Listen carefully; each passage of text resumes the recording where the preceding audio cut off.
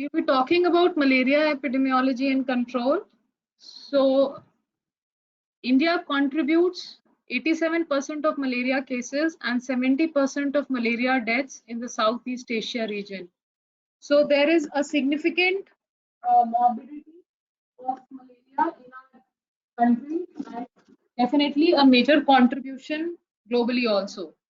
So presently, 80% of malaria occurs among 20% of people classified as high risk. Why I want to tell you this overall data is that the distribution of malaria is very much concentrated or focused in particular zones of the country.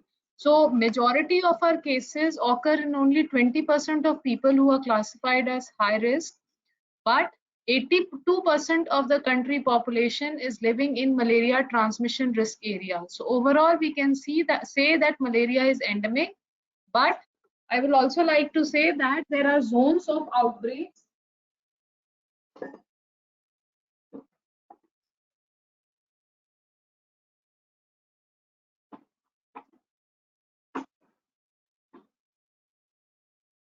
So there are zones of outbreaks in few parts of the country, and these are the parts which are contributing to maximum number of cases.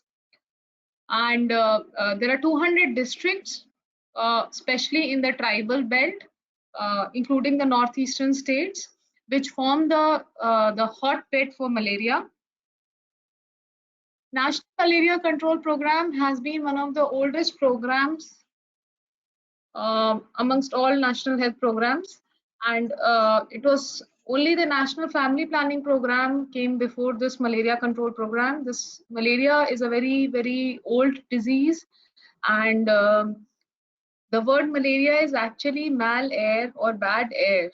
So people in early years, they used to associate malaria with bad air. So anywhere where the air is considered to be foul smelling or bad, they used to associate it with the occurrence of disease, and they thought malaria is the only disease that was the only disease existing in those times. So it's a very old disease, and at that time it had huge morbidity and mortality, 75 million cases and 0.8 million deaths. So that was the magnitude of problem that it created in those times. And now malaria program has gone various modifications, and those modifications will be talked about in the subsequent class.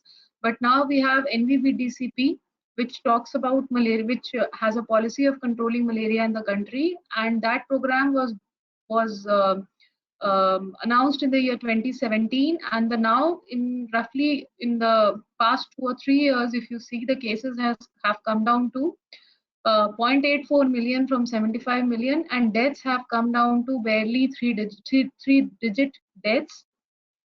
This is your total India figure, that is 194 deaths from 0.8 million deaths, which used to happen in the early years around independence. And most of these cases are focused, or these deaths are focused in the tribal belt and in the northeastern state.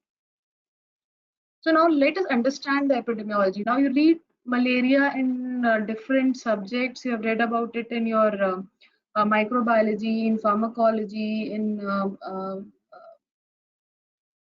different disciplines.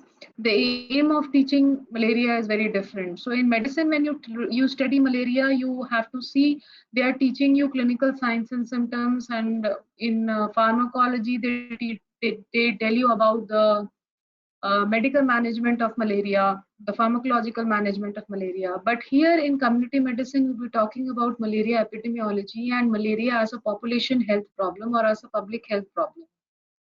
So we'll talk about history, then disease epidemiology, then history of malaria control program, and then finally the newer strategies that have come up, and we have a national framework for malaria control and a national strategic action plan for malaria control. Now coming to the epidemiology of malaria, we have agent.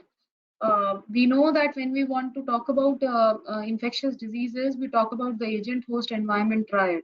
So that is the model that explains the infectious disease transmission. So agent in India, majority of malaria, a majority of malaria is being caused by Plasmodium falciparum, which is accounting for 60% of malaria cases, Plasmodium vivax, which accounts to 25 to 30%.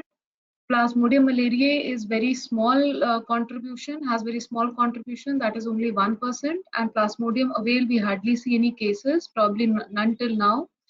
And there are mixed infections of P. falciparum and P. vivax, which account for 4 to 6% of infections. Now, what is important is that this ratio or this distribution keeps changing. So when I was studying malaria in place of you and I was an undergraduate student, at that time P. vivax was 60% and P. falciparum was around 20 to 30%. And now the distribution has changed. So epidemiology of malaria is very fast changing. If we talk about host, we are humans, humans are host here, all ages except newborn. Now these are very important things to remember. Newborn is protected from malaria because of the presence of fetal hemoglobin. So if you have a newborn who's having fever with chills and rigor, especially the first 6 months when HbF predominates the circulation.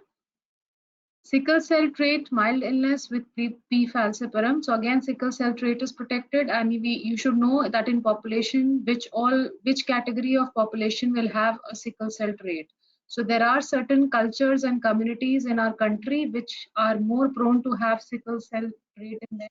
So they have less prevalence of malaria in those belts. Severe manifestations of malaria in pregnancy, species-specific immunity for people in endemic areas.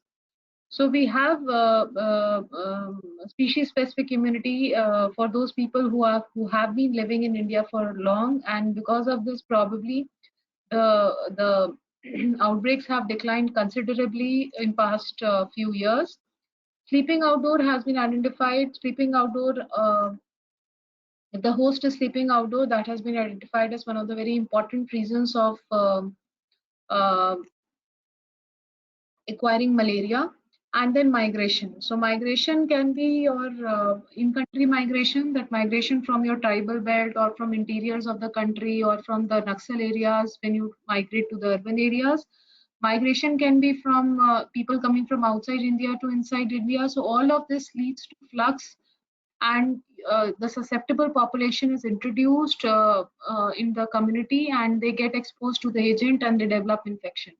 Or they introduce the infection is introduced in a such susceptible population, because when migrants are coming from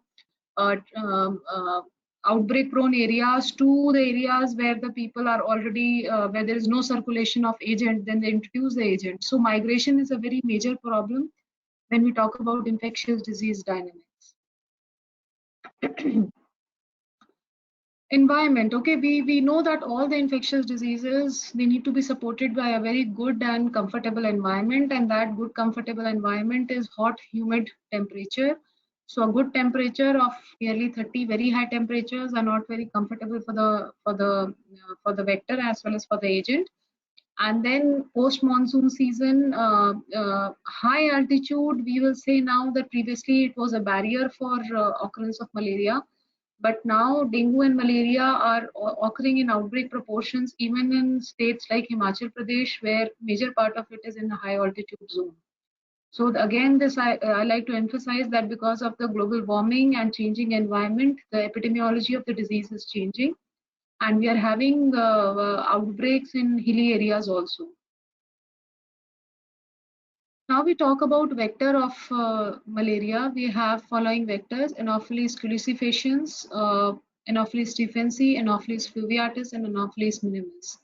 These are 4 very important vectors of malaria, and they are very important. There are many other vectors, I think close to 60-70 vector different type of species.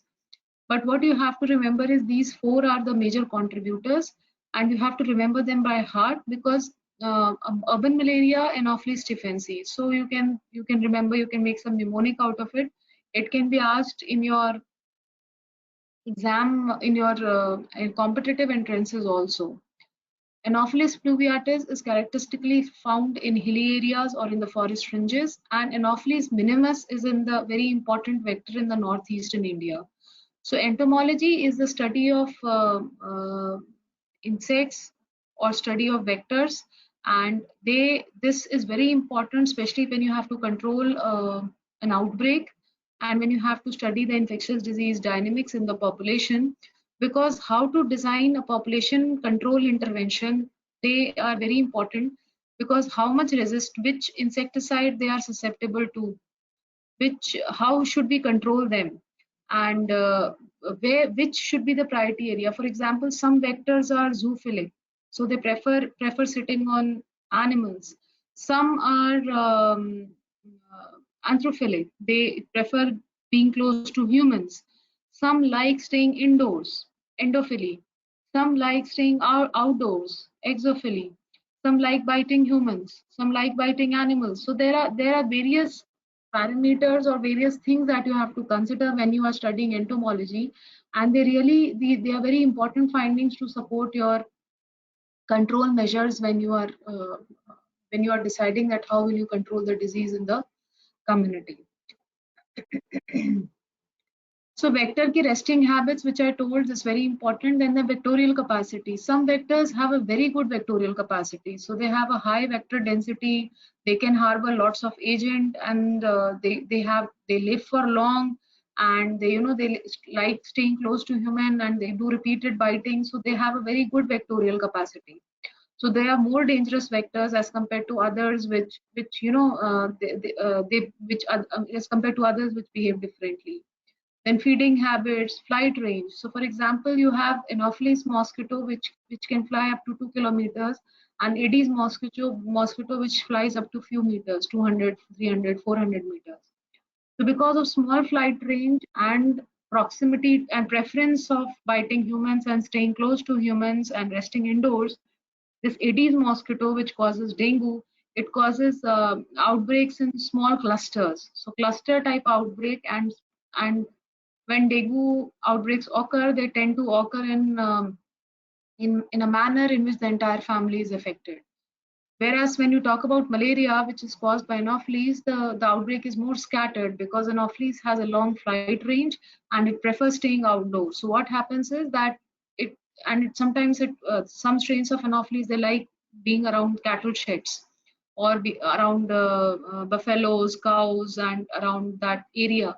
So they tend to spread the disease larger in the larger areas of community. So probably an entire village or a big size community can be involved, and they can be scattered cases in the village throughout.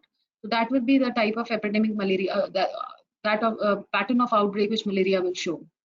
And then insecticide resistance. So whether it is susceptible to DDT, whether it is susceptible to synthetic pyrethroids, how is the behavior, what should be the frequency of fogging that has to be done. So all of this has to be decided after a careful study of your vector. Okay. So this is distribution of main malaria vectors in the country. So you can see there are many vectors, but we have restricted to 4 very important ones. Now again, there are epidemiological types of malaria. So see, we know that the vector is different, even the agent is different. So कुछ areas में आपका vivax ज़्यादा है, northeastern states में आपका falciparum ज़्यादा है. So your entire epidemiology of disease changes when you have a different vector and a different agent, and even the behavior of host is very different. So, but malaria is something where there are so many agents and vectors, and so many agents and vectors at play now, that the epidemiology completely changes, and so there is a change in control measures also. And this is the reason why we have this slide, and even in your books you have different epidemiological types of malaria, like tribal malaria, rural malaria, urban malaria, malaria in project areas where construction is going on, malaria in border areas. So we have made it a different classification altogether. Then if we talk about incubation period, that also varies. P. falciparum has an incubation period of 12 days, P. vivax has of 14 days, P. ovale 17 days, and P. malaria is 28 days. Now this is, you can on an average remember that we can say it to be 2 weeks, approximately 2 weeks, except malaria, which has a very long incubation period of around 28 days. But that is very less in our country. It's mostly P. falciparum and P. vivax, so remember it as 2 weeks. Now coming to the diagnosis of malaria. If we talk about diagnosis of malaria, thick and thin slides of microscopy through GIMSA, JSP and Leishman stain remain the gold standard of diagnosis. Serology, when there are some advanced studies to be done or some drug resistance studies need to be done and confirmation needs to be on that particular aspect, then you go for serology or culture. Now, what was the need of rapid diagnostic kits? Now, thick and thin slides of microscopy involves some lab expertise. So you need to have a strong lab support when you have to go for microscopy. And so malaria diagnosis remained a challenge for quite long because the interior areas, hard to reach areas in the country where actually the malaria cases used to be there the microscopy support wasn't there. So वहां से stand collect होके fortnightly सर्वे होता था, passive surveillance, passive and active surveillance होता था, fever सर्वे करके वो slides बना के भेजते थे, 2-3 दिन में स्लाइड्स पहुंचती थी, फिर उनको उनका जवाब जाते जाते हफ्ता हो जाता था. So 7 days used to be there before used to get to know that okay, now I have been diagnosed of malaria and I should be very careful. Now 7 days an infective person is in the community, he is likely to spread infection, and in this case of malaria, how will he spread? He will spread through vectors because he is harboring the agent. When the mosquito will bite him, the mosquito will be getting that agent and he will be transmitting it to several others in the community. So we really need to isolate or remove the person or treat him very quickly so that he's not having an agent. So this means there is a parasitological cure, there is a clinical or parasitological cure. But if you really want to finish and completely eradicate the agent from the body, then you go for radical cure. So we have to think of those strategies, and for that we need a quick diagnosis. Rapid diagnostic kits gave a solution and a quick diagnosis. These are known as point of care devices. So point of care means that the person doesn't need to go to different places, that he'll get an investigation somewhere and a treatment somewhere. So immediately at a particular point, at same point, your rapid diagnostic kits are used. You are being diagnosed immediately that you have malaria and your treatment is started. So जब पहले rapid diagnostic kits नहीं थी, वो provisional diagnosis करते थे. Provisional diagnosis मतलब कि अगर आप मलेरिया प्रोन एरिया में हो और अगर आपको फीवर है तो ये वो मान के चलते थे कि प्रोविजनली आपको मलेरिया है, and they used to give chloroquine 150 mg stat to any person who is being diagnosed with fever. उसका फायदा ये होता था कि क्लोरोक्वीन का एक डोज लेके बंदा जो है वो नॉन इन्फेक्शियस हो जाता था, तो द कम्युनिटी ट्रांसमिशन में उसकी इन्वॉल्वमेंट जो है वो कम हो जाती थी, निग्लेजिबल हो जाती थी. But that led to chloroquine resistance, high level of chloroquine resistance in the community, to the tune that now for P. falciparum we have to use combination therapies, artemether combination therapies, and different types of combination therapies are being used. Even for some cases P-Vivax may be resistance observed किया जा रहा है. So chloroquine resistance is being widely documented in different parts of the country.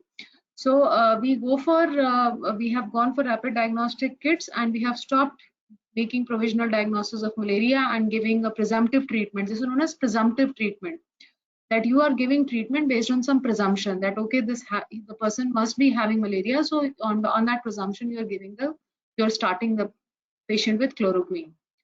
So that has been stopped now, and we are going for immediate diagnosis or diagnosis within 24 hours. So we use the rapid diagnostic kits, but we also make a thick and thin slide. We are making efforts to have lab support everywhere so that people are being diagnosed and public healthcare system is being utilized for that. However, it still remains a challenge, and we depend widely on rapid diagnostic kits. But always remember, the gold standard remain thick and thin slides for microscopy. So the first rapid diagnostic kit to come was of P. falciparum, that detects through this enzyme, placentate lactate dehydrogenase. It's like a UPT kit, where if you get 2 lines means you are having P. falciparum. However, if the challenges remain, these kits have low sensitivity and specificity, still they gave quick results and were definitely are used in large scale in the program. Recently, we have a kit for PYVAX also, which uses HRP2 antigen, that is probably histidine-rich or histamine-rich protein antigen, HRP2. So that is being used for diagnosis of malaria. Now we are having new innovations, and many micro PCR based handheld personal digital assistant devices are also coming. And basically they are more comfortable, more convenient, and they are very fast. And one device can perform about 80 to 100 tests per day. So, but these are all in trial stages. Many of such are in trial stages. We cannot conclude. They are not conclusively being introduced in the program. So in the program, we have taken thin microscopy, we have rapid diagnostic kits, and serology in some cases where malaria studies are going on for research purposes or for complicated diagnosis.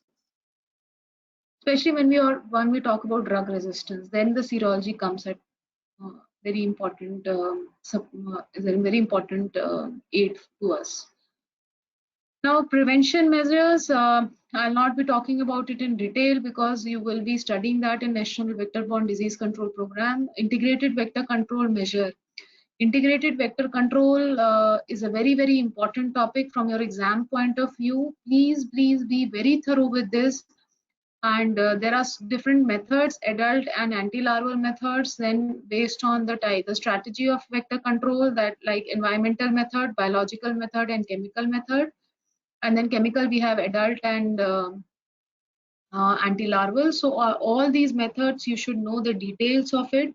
And the complete integrated vector control can come as a question, probably a long question also, or in a short note also. But it is a very, very, very, very important point, or very important question from your exam. Now, coming about how to protect the host. So abhi tak we were talking about how to target the vector or the agent. Now, what to do with the host? So for the host, we have vaccine and we have medicine. So when we are talking about giving medicine for prevention, it is called as prophylaxis. And so you can say the word for it is chemoprophylaxis, and it is recommended for travelers to endemic areas. So those who are traveling to endemic areas, it's important for them because they still do not have a species specific immunity. They are susceptible. Migrant laborers who are coming to non-endemic areas, they're likely to bring infection, so it is recommended for them. Military personnel, again, they are traveling to high malaria zone or hot zone. And it should be remembered, it should always be remembered that you don't give chemoprophylaxis in pregnancy. So these things are very important, because if you see a pregnant female who is going to a high malaria prone region when she's pregnant, you really need to caution and counsel her against doing so, because malaria is very severe in pregnancy. The chemoprophylaxis doesn't work. Chemoprophylaxis cannot be given, and we still don't have a very conclusive vaccine. So it's better that she continues staying in the non-endemic area, or the area which is practically free of malaria. If you talk about chemoprophylaxis, we have a short-term and a long-term measure. Short-term chemoprophylaxis is less than 6 weeks, and long-term is more than 6 weeks. Short-term, ये आपको पता होना चाहिए, at least drug पता होना चाहिए, और कब time duration देते हैं, that you should be knowing. Even if you don't know the dosage, that's fine. But even after saying that, I like to emphasize that integrated vector control, epidemiology of malaria, and your treatment regimen for malaria is very important from exam point of view, including the chemoprophylaxis part. So you need to memorize this by heart. So if you're going to stay at a place for less period, that is less than 6 weeks, so you have doxy, you take it 100 milligram daily, 2 days before travel and 4 weeks after leaving that particular area. But if you're going to travel to a place for long term, or your travel is for more than 6 weeks, then you take mefloquine 5 milligram per kg body weight weekly, 2 weeks before to 4 weeks after leaving the area. So the drug has to be continued and the compliance has to be maintained. If you talk about treatment of malaria, again, very important from your exam point of view, we have revised drug policy and the National Vector-Borne Disease Control Program. And the most important thing is no to presumptive treatment because of high level of chloroquine resistance. It aims for complete clinical cure, obviously, which is going to come first. Your symptoms are going to settle down fast, even with the initial part of treatment. But we need to have a parasitological cure also, because we want to ensure that there is no resistance. So if the malaria treatment is not complete, if we still restrict ourselves to clinical cure, then there are high chances that we will have increasing prevalence of resistance in the community. So complete parasitological cure is the objective. Minimize the spread of drug resistance, and mixed infections with P. falciparum are to be treated as P. falciparum. So if a P. falciparum diagnosis is made, so whatever be the mixed infection, the treatment will be as per the guidelines for P. falciparum, and we will also have an anti-relapse treatment with primaquine for 14 days. These are very important points, and the treatment will be started even with the diagnosis made from RDT. However, we will try to confirm using microscopy, but if not possible, you will start the treatment once your rapid diagnostic kits confirm the diagnosis to be malaria. There are different treatment regimens, and as we know, the epidemiology varies. But what is important for you is that these flowcharts are available in every book, whichever book you are studying, and these are very important from exam point of view. So if the person is positive for P-Vivax, we go for chloroquine for 3 days and primaquine for 0.25 milligram per kg body weight for 14 days. If the person is positive for P. falciparum and is in the northeastern states, we go for ACT plus AL for 3 days. That is artesunate combination therapy plus lumefantrine. Now this is something different, because northeastern states have reported a high level of resistance, and we go for primaquine single dose every second day. Whereas in other states, we go for sulfadoxine pyrimethamine combination along with artesunate combination therapy. So, and then primaquine, obviously, single dose every second day. So there is a difference in strategy in northeastern states and in other states. This needs to be remembered. Nobody is going to ask you doses in very detail, but you should know the names of drugs and the treatment regimen. Again, if we talk about mixed infection, we will follow the strategy that we will prioritize the treatment as per Plasmodium falciparum. But we are going to go for anti-relapse treatment also, that is for 14 days with primaquine. And in other states, again, we go for sulfadoxine pyrimethamine. So SP resistance has been noticed in northeastern states. And this resistance is probably because of border malaria. So you have borders, porous borders, from which resistance is being introduced from our neighboring countries because of constant flux of population. And this is reason why we have resistance, and we have to use the last resort of anti-malarial, that is lumefantrine. And if they develop resistant lumefantrine also, we practically have nothing in our brigade for controlling malaria in this section of population. So resistance is a major challenge, both drug resistance and insecticide resistance. The insecticide resistance by vectors is also a big challenge in malaria control. Okay. Now coming to the vaccines. Vaccines, we have Mosquirix. It is RTS/AS01. It is a recombinant protein-based, very promising malaria vaccine, and it has been introduced in probably in 2 countries in Africa. So it is in stage 3 now, and we will soon probably when you will be finishing your MBBS, that this vaccine will be in market. So you just need to remember a name. It is still, and it is there in the market in African countries. It has been going in for stage 3, where it has been given to healthy population. But nothing much will be asked about this particular vaccine from you, because it's still not recommended by WHO, still in the trial mode. And another vaccine, PFSPZ, is specifically for Plasmodium falciparum, which is considered to be more serious, but it is in very initial stage of trials. Before that, Mosquirix will come. Now the last part of presentation. I know I'll be ending with this, and we will be continuing with the program in the next class. So this is the last part, but a very important part, which talks about surveillance indicators. So there are few very important surveillance indicators. There are many more given in your book, but you can restrict yourself to these surveillance indicators. and they are sufficient from the exam point of view also. So one is API, that is annual parasite incidence.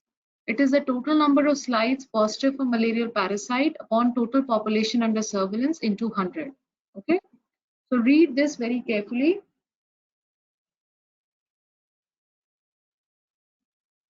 Because this is the basis of your deciding which strategy of malaria control you are going to use in a particular geography. So if you are having an annual parasite incidence of more than 2 per thousand in the population, so that area is having a high or a good circulation of malaria parasite.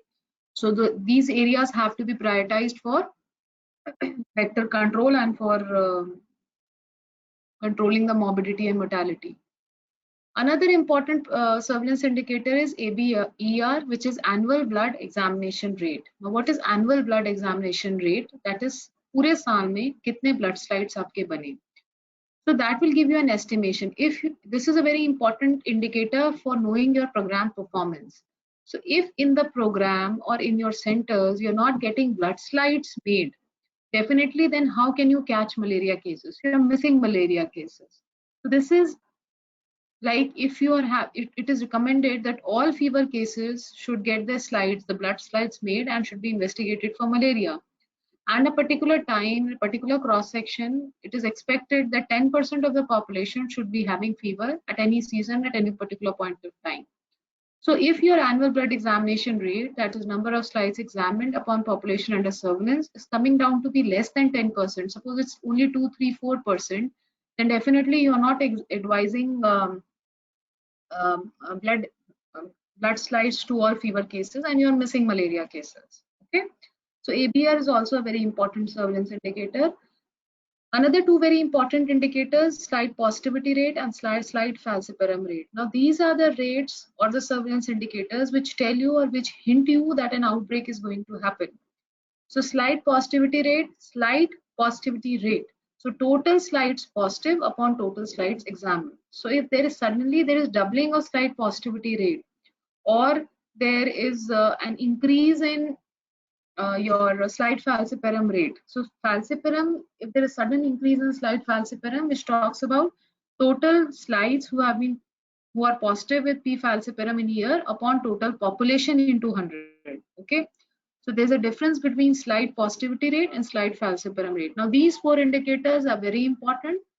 We know that you all are also in the last stages of your preparations, and I like to emphasize that what we want to tell you in classes are something very important. No extra information will be given to you, and these things you need to remember at least for your exams and for your viva. So these four surveillance indicators each have their own specific role, and it is very important. API, how to control malaria in a particular geography, we decide with the help of annual parasite incidence. ABR, how well your program is functioning, whether you are actually investigating the cases of fever for malaria or not. Slide positivity rate, okay, whether we are going to have an outbreak or not. Slide falciparum rate, okay, now there is increase in P falciparum, so there is some problem going to happen soon. Either we are going to have an outbreak, or the drug resistance will rise, or the deaths will rise. Because falciparum is a particular form of malaria which is concerned with more severe forms of malaria, more complications. So when a falciparum rate rises, it should be alarming to the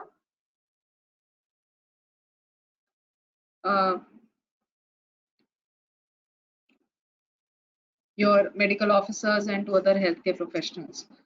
So I think we had more than 45 minutes of lecture, and it was quite exhaustive. If there are any questions at this point of time, I like to take. I have just touched on the basic points in your malaria session. Again, I like to summarize what you should know. Number one, epidemiological types of malaria, agent, host and environment triad, nature and names of agent, host में क्या क्या important है for malaria transmission, environment में क्या क्या important है, वो आपको एक ट्रायड बना के लिखना आना चाहिए, एपिडेमियोलॉजिकल टाइप्स के नाम पता होने चाहिए, आपको कीमोपेराफिलैक्सिस का रेजिमेंट पता होना चाहिए, मलेरिया ट्रीटमेंट अच्छे से पता होना चाहिए, इंटीग्रेटेड वेक्टर कंट्रोल मेजर अच्छे से पता होना चाहिए, और आपको वैक्सीन का नाम पता हो, that is sufficient. And then you should know about surveillance indicators. So these are very common questions, and then there can be a question on your National Malaria Control Program also. So that will be taken up in the next class. So any questions? When will our syllabus finish? Noor, we really don't know. We are trying hard to finish your syllabus. So it will end, but I think you have got your schedule. Your classes are there for quite long now. So you will be having classes for some time. I think they are classes planned till October mid, I think. So even for some days before exam, you'll keep having your classes. When will the centups be held? Very soon, dear.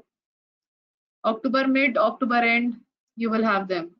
It will not be much delay. So please start having your preparations. Exact dates, we are yet waiting for the university to inform us on that.